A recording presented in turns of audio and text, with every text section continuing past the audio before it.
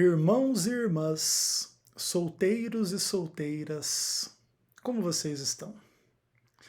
Eu sou Ezequiel Gomes, você está no canal Vem Senhor Jesus e hoje eu vou fazer um vídeo diferente aqui no canal, diferente em comparação com a maioria dos vídeos que tenho feito nos últimos anos, tá? Na época que eu atuava como pastor, eu me lembro que eu tinha um pouco mais de preocupação, assim, na minha agenda de pregação, tentar de alguma forma abordar várias áreas de interesse e de necessidade da igreja na hora de você pregar, né?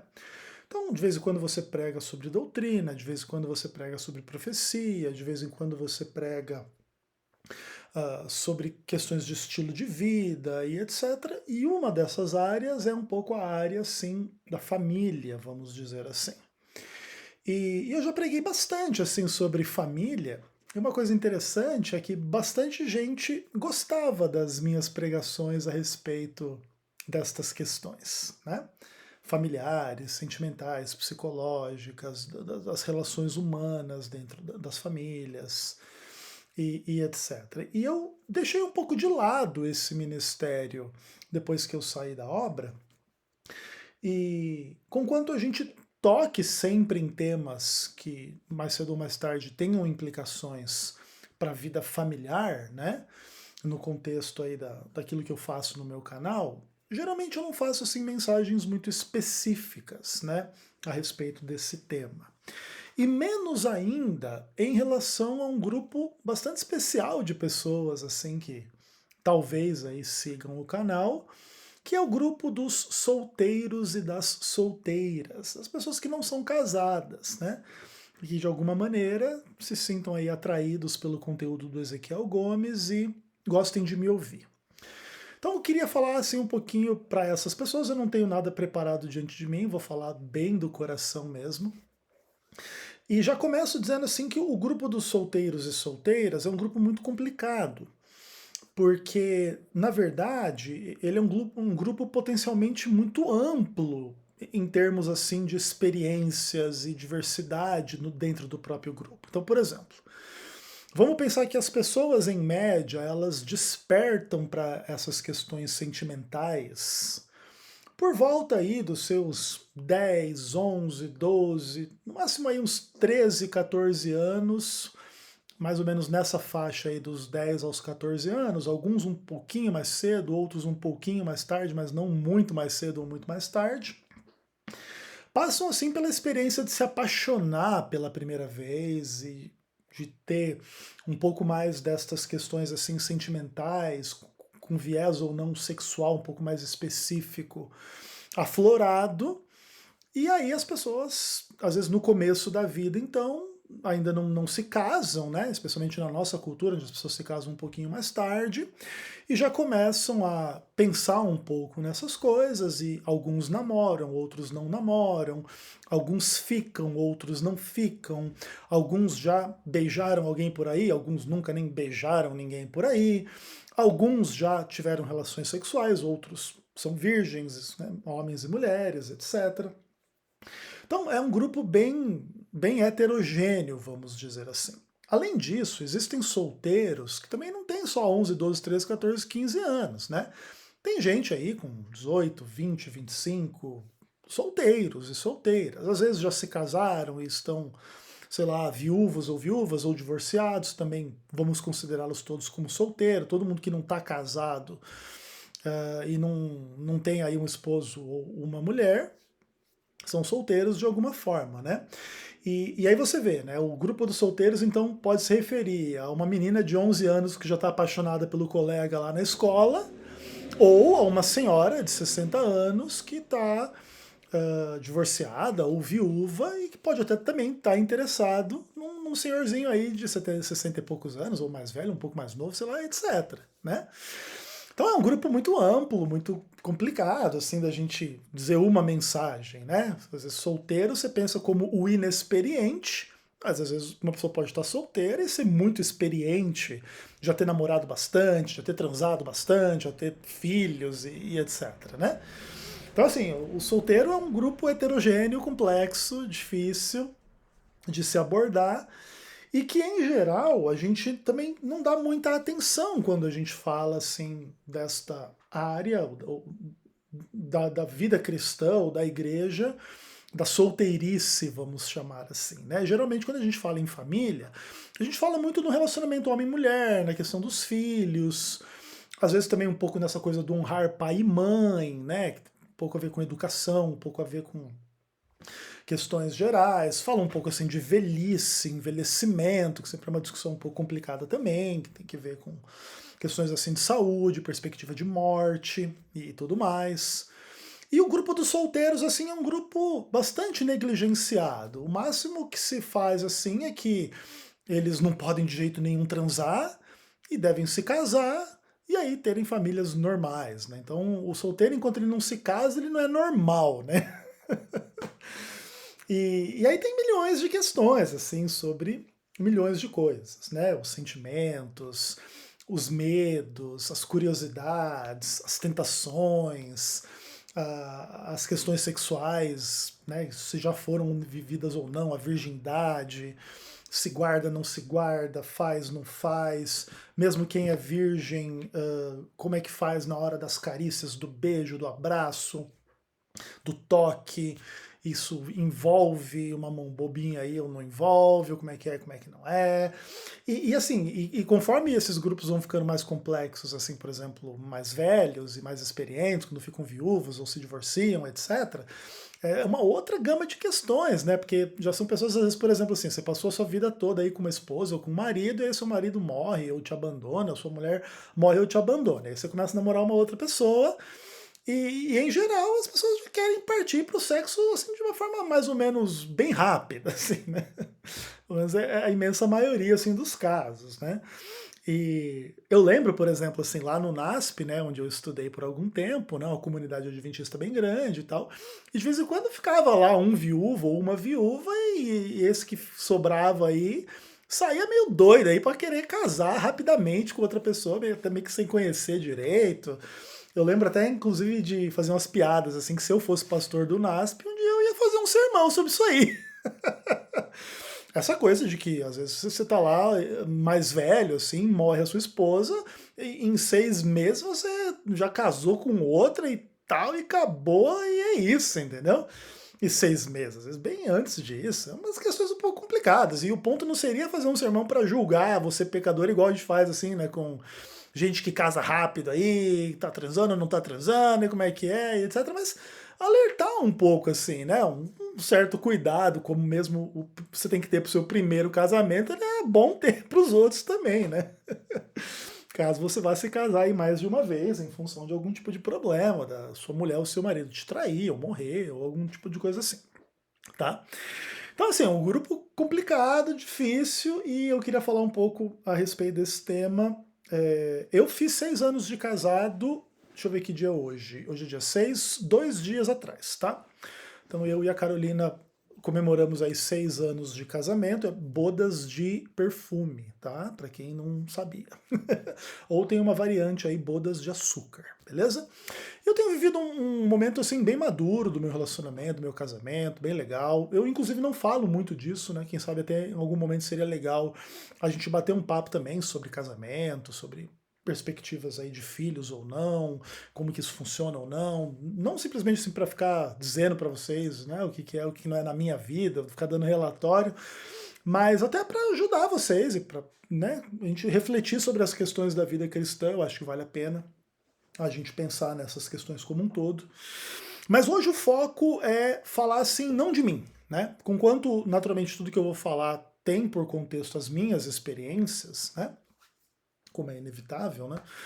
Tudo que eu penso sobre esses assuntos, eu penso como construção de um monte de coisa, mas o meu objetivo não é contar as minhas histórias ou dizer como é, como é que não é, mas simplesmente assim botar algumas perspectivas que eu creio eu serem um pouco incomuns, mas também importantes assim para lidar com os solteiros, beleza? Vou fazer uma mensagem assim meio que geral para solteiros, sem ficar pensando muito no grupo tão heterogêneo e amplo, e cada um aplica para sua própria situação, conforme puder e quiser e tudo mais, beleza? Então, assim, o que acontece? Todos nós, seres humanos, somos solitários. O que que isso significa? Significa que a gente existe como ser singular. Mesmo que você esteja rodeado de amigos, de irmãos, tanto literalmente, assim, se é uma família com 10 irmãos e todo mundo mora na mesma casa. Você é um indivíduo sozinho. Você tá no meio de um monte de gente, mas você é um só. E se você tiver amigos ou irmãos da igreja ou colegas ou etc., funciona da mesma forma. A gente pode estar no meio de milhões de pessoas. Por exemplo, eu moro na região metropolitana de Campinas, perto de São Paulo. Aqui na região onde eu moro, acredito eu que deva viver umas 25 milhões de pessoas, tá? Nesse raio aqui de alguns quilômetros para Campinas, alguns quilômetros para São Paulo, em todas as cidades aqui ao redor, 25, 30 milhões de pessoas aí fácil, né? Acho que só São Paulo deve ser 20 milhões de pessoas. E ainda assim, todos nós somos seres solitários, mesmo que a gente tenha um namorado, namorada, amigos, amigas, familiares e tudo mais, porque cada um é um, beleza?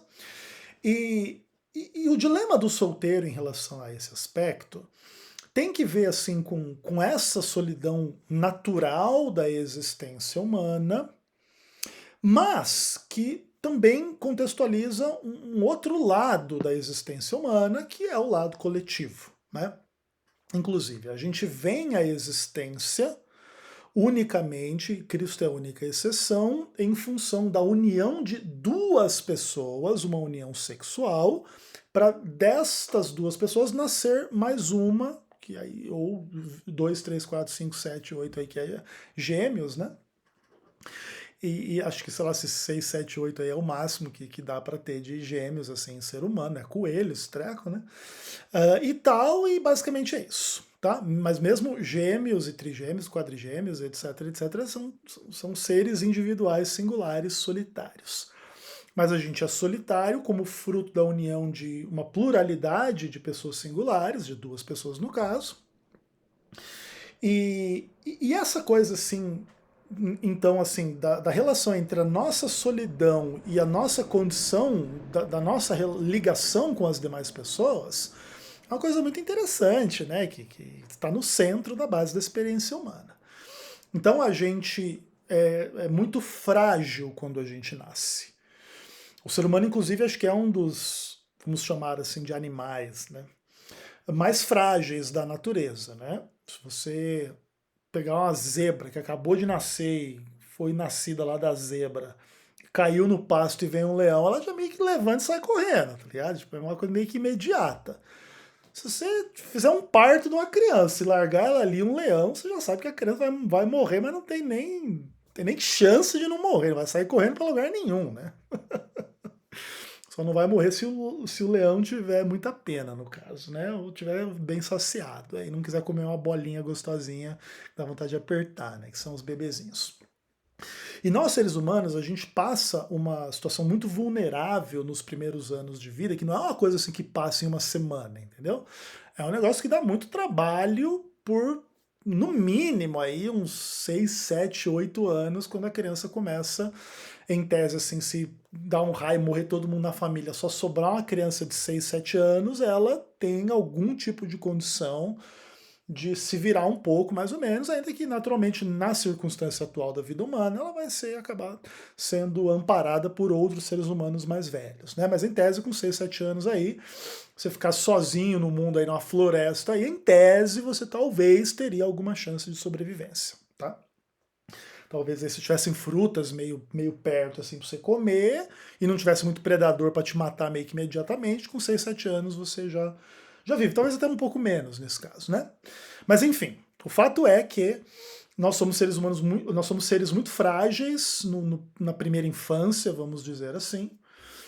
E a gente então precisa do cuidado de outras pessoas. E aí, em geral, é pai e mãe, mas não somente. Tem irmãos, tem colegas, tem coisas assim que vão ajudando a criar a gente, dar banho, limpar quando faz cocô, xixi, dar o de comer, levar para passear, fazer um monte de coisa, brincar e levar no hospital se estiver doente, enfim, essas coisas todas Então a gente nós todos somos seres solitários, mas que de alguma forma estamos acostumados com a interação com outras pessoas.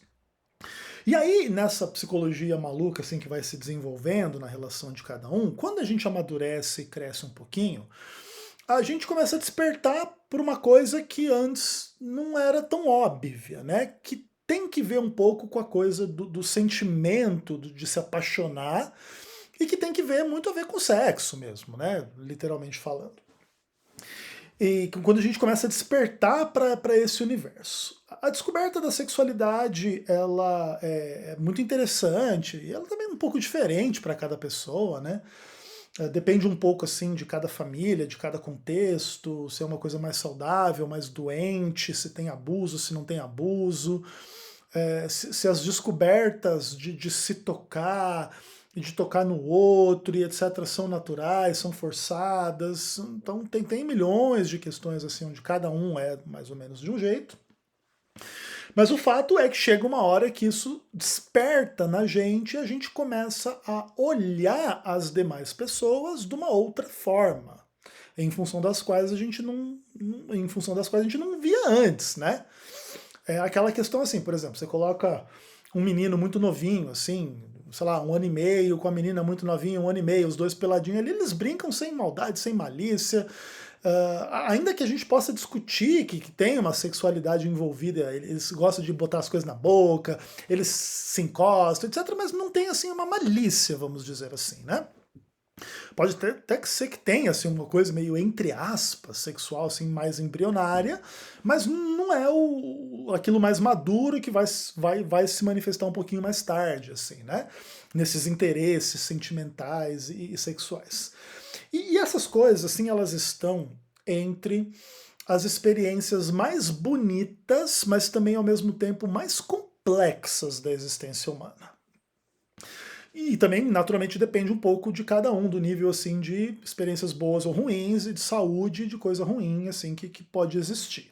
Mas em geral, é uma das experiências assim mais complexas assim do amadurecimento, é essa descoberta da sexualidade e a nossa posição dentro dessa experiência da sexualidade. Eu, por exemplo, assim, me lembro quando que eu me apaixonei a primeira vez, eu devia ter, acho que 11 anos, tá? Antes disso, eu já tive várias experiências com as meninas, etc, etc, etc. Quando a gente é criança, isso é bastante natural e normal, mas assim, era uma coisa meio inocente, né? Entre aspas, assim. E eu lembro que quando eu tava, assim, acho que nos meus 10 para 11 anos e tal, eu tava indo pra escola e eu encontrei uma menina, lembro o nome, lembro tudo, né? Vou dizer pra, enfim, etc, né? Então, deve estar por aí, se não morreu no mundo ainda, né? E aí, assim, eu me lembro da minha sensação, né? Da sensação de se apaixonar pela primeira vez, assim, e é uma coisa muito louca, né? Nossa, muito interessante. Assim, a gente não sabe muito bem o que está acontecendo e por que está acontecendo. E os sentimentos, assim, pelo menos assim, daquilo que eu me lembro, eles são muito fortes. Eles colocam assim aquele frio na barriga, aquela coisa do chão abrir, etc e tal. Você começa a olhar, né? No meu caso ali, as meninas de uma outra forma. Aí tem um monte de dilemas assim a respeito dessas coisas, né? Por exemplo, na própria homossexualidade, né? Tem pessoas que têm essa experiência de se apaixonar por uma pessoa do mesmo sexo, a menina se apaixona por outra menina, o menino se apaixona por outro menino, ou etc. E aí tem o lado também feminino dessa história das meninas que se apaixonam a primeira vez pelos meninos, né? E aí cada um também tem um pouco de uma história, às vezes um pouco mais cedo, um pouco mais tarde, e cada um também tem um nível assim de sentimentos mais fortes ou menos fortes em geral, né? Depende um pouco também da criação, depende um pouco das experiências familiares, como que esse assunto é tratado, como que não é e tudo mais, né? Então não existem experiências homogêneas das pessoas em relação a isso. Todavia, entre a gente se apaixonar e a gente ser correspondido, e a gente beijar, e a gente transar, e a gente casar, e a gente ter filho, e etc., às vezes tem um gap bastante grande de tempo, né? Falando agora da experiência dos solteiros no começo da vida.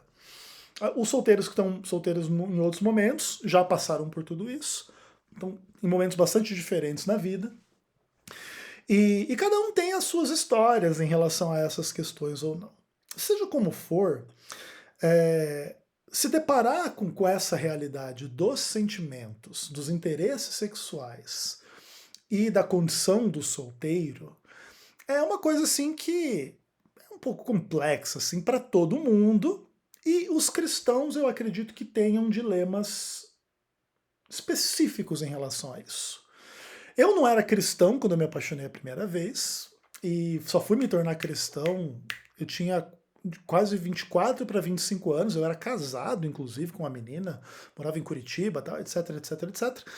Então, assim, já conheci o cristianismo, eu já era adulto, etc, etc. Porém, o cristão, especialmente que nasce na igreja e começa a descobrir um pouco essas coisas e tem a família ali do lado, meio que, entre aspas, orientando o que pode ou não pode, se é que tem alguma coisa que pode ou não pode, como é que não é. E, na verdade, tem coisas que podem e não podem, mas é um pouco complicado também decidir esses limites, né? Pode beijar ou não pode? Pai e a mãe deixa ou não deixa? Com 12 anos, com 11 anos, com 10, com 14, com 15, com 18, com 21, com 25. Cada família, assim, também tem um pouco dessas coisas, né? Tem famílias mais controladoras, tem famílias mais liberais, tem famílias que permitem que as pessoas namorem cedo, permitem até que transem. Tem famílias que não permitem isso de forma nenhuma. E aí tem pessoas que, mesmo a família permitindo, não fazem, outras que, mesmo a família proibindo, fazem. Tanto de se beijar, quanto de se agarrar, quanto de transar e tudo mais. E aí cada um também tem um pouco da sua experiência, né? A própria perda da virgindade, ela é também uma coisa interessante no contexto desse aprendizado, né, para lidar com essas questões. E também aí cada um tem uma experiência, e tem a diferença entre homens e mulheres. E até assim, tem um pouco do freio que Deus colocou na perda da virgindade, especialmente feminina, que tem um pouco a ver com dor. É uma coisa assim que você meio que tem que estar no ideal, né? Apesar de que muita gente perde a virgindade num contexto não muito ideal. Mas no ideal você tem que estar num lugar meio que confortável e ter vontade de, né, passar aquela dor que tiver que passar em nome do prazer daquilo que virá depois. Às vezes também tem um pouco de uns traumas, tem um pouco de umas situações um pouco ruins, às vezes tem umas situações boas, em geral. Acho que a imensa maioria das pessoas, mulheres, assim, acabam não tendo uma experiência muito legal na primeira vez que transam, mas a força dos sentimentos e da sexualidade é maior do que esse perrenguezinho inicial, e logo depois, daqui a pouco, as meninas começam a curtir o negócio e vai longe essa conversa, né? E assim, é muito interessante também a gente deixar bastante claro que. E aí, olha que coisa interessante. Estamos falando de solteirice, mas estamos falando de sexo. E qual que é a relação entre uma coisa e outra? Porque às vezes tem um pouco desse papo que solteiro não pode transar. Mas ao mesmo tempo a realidade se impõe, e a grande verdade é que, por exemplo, no país como o Brasil, acho que a média de perda de virgindade das pessoas aí é com 13, 14 anos, vamos dizer assim. É a média das pessoas, inclusive a maioria é cristã, então também se pode dizer que a maioria dos cristãos perdeu a virgindade com aí 13, 14, 15 anos no máximo. Tem um pouco de histórias de pessoas que aguardaram para perder a virgindade lá no casamento e se casaram aí com seus 18, 20, 30 anos, até tem um pouco dessas histórias, especialmente meninas, né? E tal, quanto mais velho vai ficando, mais raro vai ficando esse fenômeno, mas tudo isso aí existe e cada pessoa vai lidar um pouco com essas questões de uma forma particular. Todavia, existe uma coisa assim que é bastante complicada no universo cristão quanto a esse tema, que tem que ver um pouco com as questões do namoro de uma forma meio que geral. Que acho que contextualizam algumas das questões interessantes assim para a gente falar. Namoro é um negócio inexistente na Bíblia, não sei se vocês sabiam, né? Mas o fato é esse. Namoro é um conceito muito maluco, inclusive, né? Não tem nada parecido com isso na Bíblia. E a Bíblia também, assim, ela cobre uma fase histórica grande, mas em geral tem umas coisas assim meio familiares, né, nas questões dos casamentos bíblicos, né? Então casa lá uns casamentos meio arranjados, como ainda é em algumas culturas aí no mundo, né, até hoje. Mas esse fenômeno assim ocidental, onde as pessoas aí a partir dos 12, 13, 14 anos começam a se gostar, e começam a escolher quem namora com quem, aí quem é mais bonito, quem é mais feio, quem é mais extrovertido, quem é mais introvertido, quem é assim, quem é assado, e começam a escolher entre si quem namora e quem não namora. É um fenômeno que não está assim, muito claramente presente na Bíblia, né? E aí um pouco das dificuldades desse assunto tem que ver com isso, né? O que é o namoro bíblico? Você pode pensar em alguns princípios, né? Por exemplo, a própria ideia de que sexo fora do casamento é fornicação, é pecado, etc., é um desses princípios. Aí existe um pouco da ideia também de que todo mundo é pecador. Então, quem transa, quem não transa é pecador, mas também um pouco nesse caminho, muitos não aguardam o casamento e vão vivendo a sua sexualidade. E aí tem um pouco da discussão, assim, não só assim, do namoro, mas dessa relação muito complicada entre sentimento e sexualidade. Eu não sei se vocês têm um pouco de noção como que são as culturas fora do Brasil. Estou falando aqui com brasileiros, né? Uma coisa importante de cada um entender, que as sociedades elas estão em momentos um pouco diferentes, coexistindo nesse momento histórico. Então você pega lá uma tribo vivendo meio que num deserto lá no Oriente Médio, que os casamentos são arranjados até hoje como se eles estivessem vivendo 2.000 anos no passado, entendeu? Outras sociedades, assim, por exemplo, como a americana ou a europeia, eles estão vivendo no nosso futuro, né, da perspectiva do Brasil, que é um país atrasado, né, que é um país ocidental, mas é um país atrasado. Então, cada uma dessas coisas funciona de uma forma um pouco diferente em cada lugar do mundo, tá? Inclusive, esses dias aí eu vi... Esses dias não, acho que faz bastante tempo eu vi uma informação que eu não sei se procede ou não, tá? Mas eu li que a mulher norte-americana, geralmente, ela fica, beija ou transa com 80 homens antes de se casar. Aí, claro, aí, não sei, não quer dizer que transa com 80, mas, mas depende um pouco, se a menina vai se guardar para o casamento ou não. Mas talvez mesmo a menina que case virgem, ela beijou, se agarrou aí com pelo menos 80 caras na média antes de se casar, tá? Eu não sei se você já se agarrou aí, já transou, já beijou 80 homens ou 80 mulheres e como é que você lida com essas coisas ou não. Mas o fato é que com quanto mais pessoas a gente fica, mais os sentimentos e as questões da sexualidade, não é que elas ficam piores ou que elas ficam ruins, mas elas ficam diferentes do que elas são antes. Geralmente, quando a gente está no começo da nossa caminhada com essas coisas, as coisas são mais mágicas do que depois que a gente já está um pouco mais amadurecido nessas questões. Por isso, às vezes, assim, a primeira vez que a gente se apaixona, especialmente quando a gente é jovenzinho, né, que é assim, a primeira paixão, um pouco mais intensa, ela não se repete nas experiências depois. Às vezes você vai amar muito mais o seu esposo ou a sua mulher, que você vai conhecer lá com 20, 30 anos, sei lá quando, mas você não tem o mesmo sentimento de apaixonar-se do que quando você é adolescente ou pré-adolescente, sei lá quando que você se apaixonou a primeira vez. Porque tudo que você faz no começo do aprendizado tem uma característica um pouco diferente do que você faz depois na sua vida. E esse é um aspecto importante da gente pensar sobre quem é solteiro. É como que é a força dessas experiências. Tanto de quem é solteiro mais jovem, quanto de quem é solteiro mais velho, vamos dizer assim, viúvo e divorciado aí, e tudo mais. Lidar com a relação entre os nossos sentimentos e as demais pessoas, e as nossas experiências, e em especial com as frustrações, com os medos e com os pecados, não é uma coisa assim muito fácil e muito simples. E você pode dizer das suas próprias experiências em relação a isso, né? Vamos dizer assim. Namorar, transar, noivar, casar, não casar, se decepcionar, terminar relacionamento, ficar viúvo, ficar viúva, ter filho com um marido, ter filho com dois, ter filho com mais de uma pessoa, pensão, educação dos filhos, todas essas coisas, eles têm solteiros, né, com filhos e tudo mais. Cada uma dessas coisas é um universo de sentimentos, é um universo de coisas positivas e de coisas negativas. Às vezes você tem o lado assim super positivo sabe, é gostoso você se apaixonar, alguém se apaixonar por você, ter uma reciprocidade, desse relacionamento de amor, de sexo, sai filho, e olha que coisa maravilhosa. Por um outro lado, às vezes tem experiências muito ruins, as pessoas transam porque querem transar, mas tudo meio descuidado, e tem um filho porque não quer ter, e daqui a pouco ninguém sabe cuidar bem desse filho. Relações assim muito ruins, muito complicadas. Sem falar em estupro e abuso e tal, que aí já também traz outro nível de problemas com esse tipo de coisa, né? Então, por exemplo, existem pessoas solteiras que foram abusadas na infância, sofreram estupro.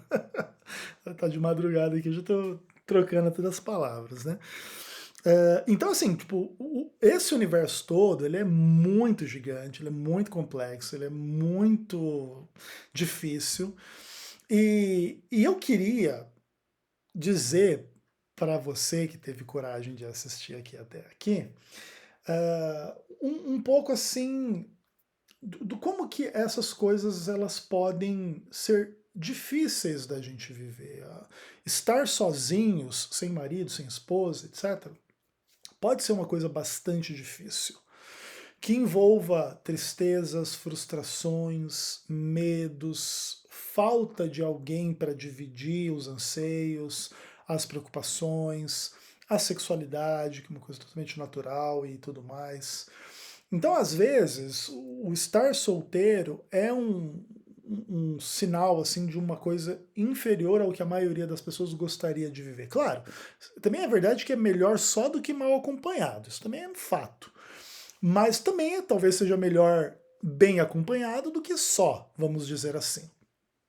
Então, às vezes também a solteirice, ela é um pouco fonte de ansiedade, de frustração, de tristeza, e eu queria falar com essas pessoas que talvez possam estar vivendo um momento triste, de dúvida, de medo, de angústia em relação a essas questões. E para isso eu vou ler o livro de Lamentações, capítulo 3, que, que acho que fala muito com os solteiros, tá?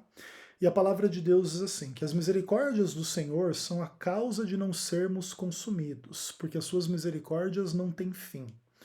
Solteirice também é um pouco de fonte de muita imaginação, muito pecado, às vezes pornografia e etc. E se Deus não tem misericórdia da gente, a gente é simplesmente consumido e destruído. Renovam-se a cada manhã as misericórdias de Deus, porque grande é a sua fidelidade. Deus ele renova o cuidado por nós, o amor por nós a cada dia. E com o solteiro não é diferente. A minha porção é o Senhor, diz a minha alma, portanto nele esperarei. Né? Solteirice também às vezes tem um pouco de ver com espera. Né? A gente não precisa glorificar essa espera, como existem alguns movimentos evangélicos, por exemplo, eu escolhi esperar, onde colocam isso assim como uma santidade acima das demais criaturas na face da terra. E não. Quem espera também precisa da misericórdia de Deus, também peca, também tem as suas frustrações, também tem os seus pecados, as suas quedas. Isso não estou querendo dizer para você não esperar e não ser virgem, etc. Mas o fato é que quem é virgem também não é não pecador, não é pessoa sem problema, não é pessoa melhor do que ninguém. Simplesmente está numa fase um pouco diferente do que as demais, que, por exemplo, já não são mais virgens, por exemplo. Tá? Então não adianta ficar glorificando demais a condição do solteiro virgem também, porque tem pessoas assim muito pervertidas, por exemplo, sexualmente, que em tese são virgens, mas já viram milhões de pornografia, tem cheias de malícia e de piada e não sei o que, e em tese são virgens aí puros e puras, né?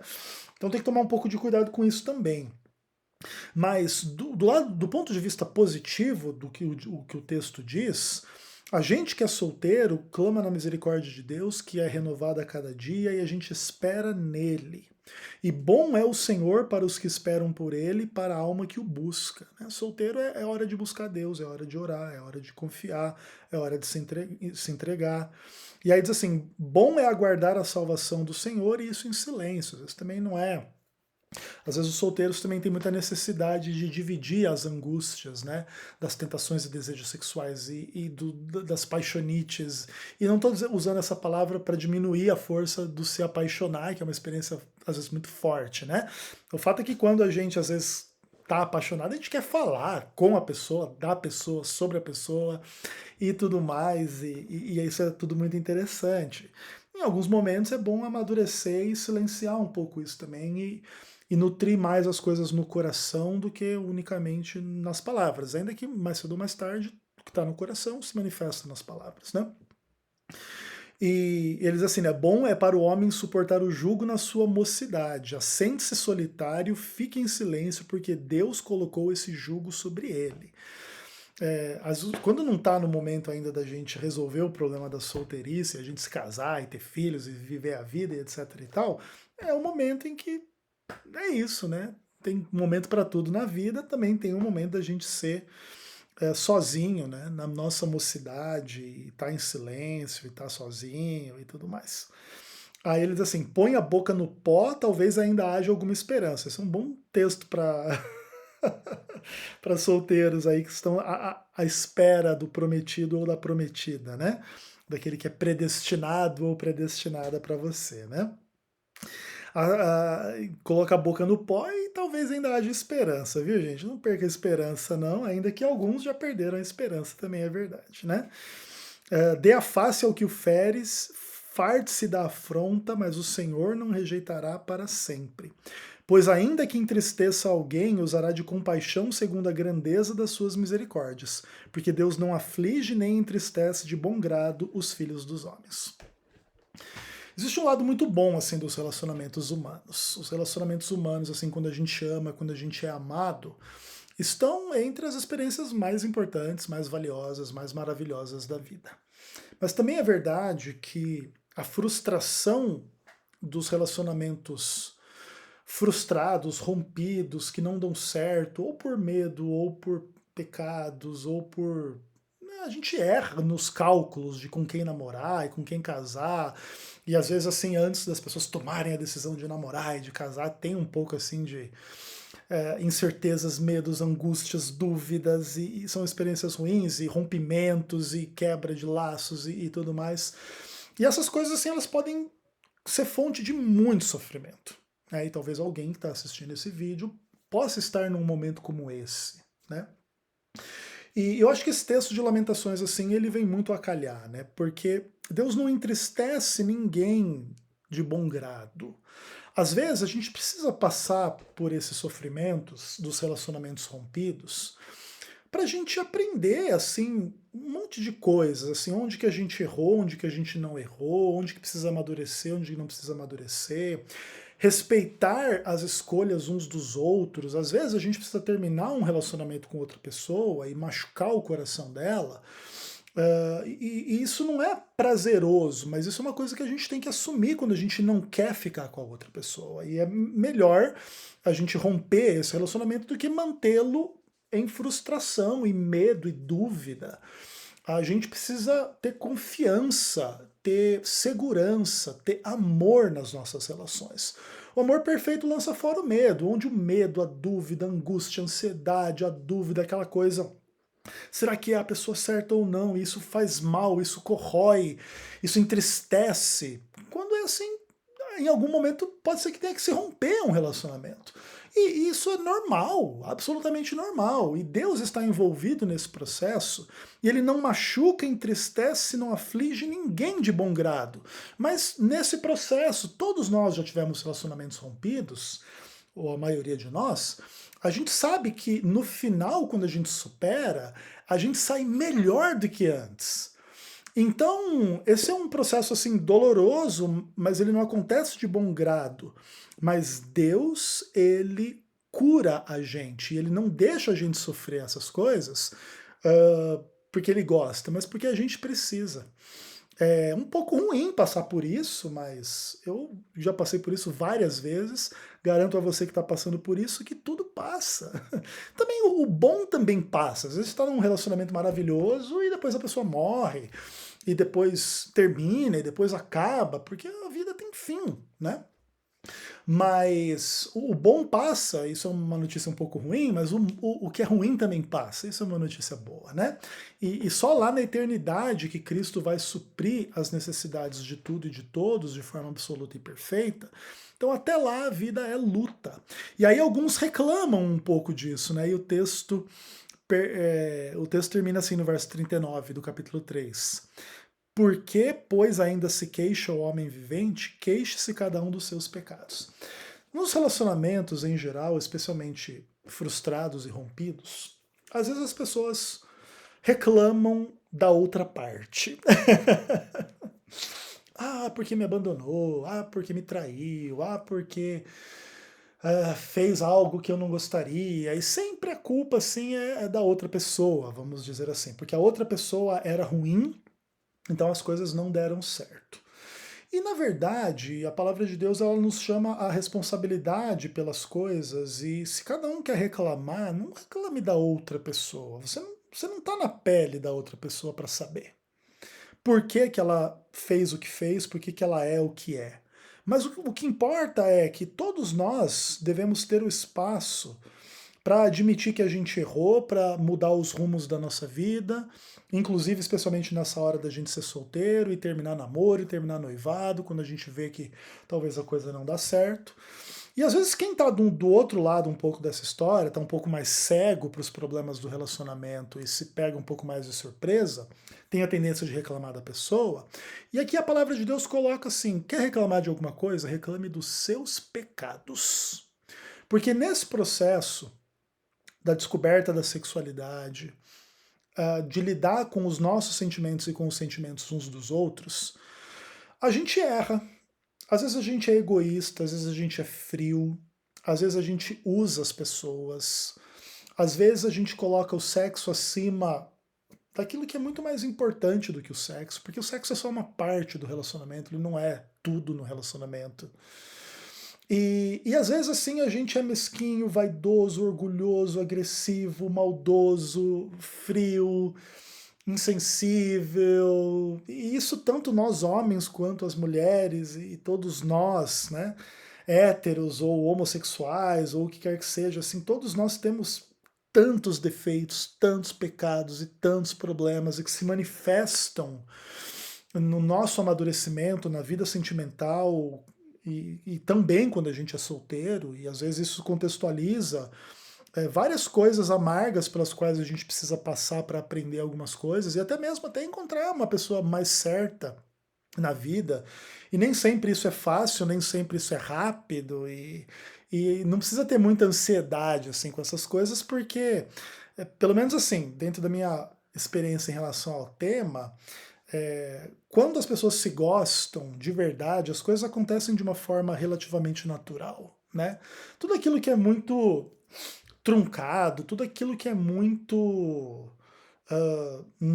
antinatural, vamos dizer assim, é, não é o que deveria ser. E a gente não deve viver o que a gente não deveria viver. Então, sentimentos assim como ciúmes, como muita frustração pelos relacionamentos perdidos, assim, eles não são muito sábios. Assim, claro, quem está passando por uma perda, por uma frustração assim naquele momento, não enxerga muito assim, né? A sabedoria do Ezequiel que já passou por isso muitas vezes. Mas eu garanto que no final a gente dá risada, gente. Pelo menos assim, o Ezequiel dá risada, né? Espero que vocês também. E que a gente consiga rir das desventuranças, vamos dizer assim, né? Das desventuras, das frustrações, daquilo que passou. E sempre assim, desejando o absoluto bem de todas as pessoas pelas quais já passaram pela nossa vida, tanto de forma imaginária, platônica e etc., quanto de forma prática e real, em namoro, em casamento, em sexo e tudo mais, conforme aí a vida de cada um, né? E se a gente sair dessa experiência da solteirice mais maduros, e um dia a gente não for mais do time dos solteiros, que a gente também possa honrar essa transição da solteirice para o time dos casados, né, do game over, e tratar bem, né, e amar as nossas esposas e os nossos maridos, e caso tenham e tenhamos filhos, que sejam criados com o máximo amor, com o máximo cuidado, ensinando também os filhos a lidar com as frustrações, com os nãos, com as barreiras e os limites que a vida e uns aos outros a gente acaba impondo a nós mesmos, né? Ninguém tem obrigação de namorar com você, como você não tem obrigação de namorar com ninguém, por exemplo, né? Às vezes as pessoas ficam um pouco chateadas, assim, que elas estão solteiras, elas querem namorar aquela pessoa que não quer namorar com elas. Mas você tem que lembrar que isso tem uma outra história. Se alguém que você não quer namorar, quiser namorar com você, você vai se obrigar a namorar com a pessoa? Não. Então, por mais que seja um pouco triste, um pouco ruim, assim, a gente não ser correspondidos no nosso amor em relação a alguém, o amor de verdade mesmo, ele tem que ser correspondido. Porque senão não dá certo esse treco também, né? Isso também, assim, não quer dizer que relacionamentos que deram errado poderiam dar certo. Essa é uma discussão um pouco complicada, né? Que tem que ver um pouco, assim, com mundos possíveis, né? Cada escolha na nossa vida, se fosse diferente, mudaria a história do mundo, né? Se você não casasse com o seu marido, com a sua esposa, que aí você casou, mas tivesse casado com o primeiro namoradinho, a primeira namoradinha, ou o segundo, ou o terceiro, ou quando, sei lá, quantos namorados ou namoradas você teve, a história do mundo era outra, né? Os filhos que hoje existem não existiriam, ou os filhos que hoje não existem existiriam, e tudo é muito louco, né? Especialmente quando você pensa no namoro e no relacionamento dos seus pais, né? Que é a estrutura fundamental que deu origem à sua vida, né? E tudo mais, né? E é muito louco você pensar nisso. E aliás, né, também uma coisa bem importante vocês entenderem é que no namoro a gente vai conhecer a pessoa com quem a gente vai casar, em geral, assim, no universo cristão, vamos dizer assim, e que basicamente fica um pouco no lugar do nosso pai e da nossa mãe, né?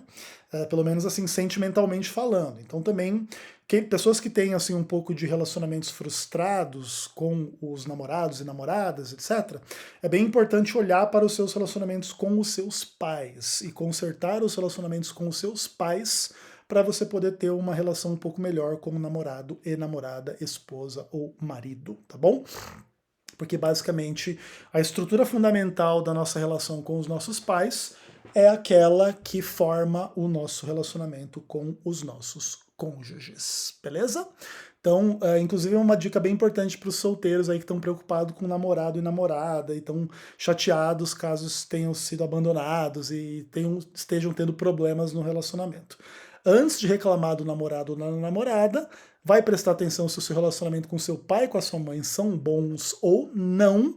E muito provavelmente, se você estiver tendo problemas assim um pouco mais graves nesses relacionamentos, provavelmente o que indica é uma necessidade de consertar um pouquinho aí o seu coração na relação com seus pais. Pacificando a relação com os pais, a relação com o marido, com o namorado, com a namorada, com a mulher, melhora consideravelmente. Fica a dica de quem tem experiência. Um abraço e fiquem com Deus.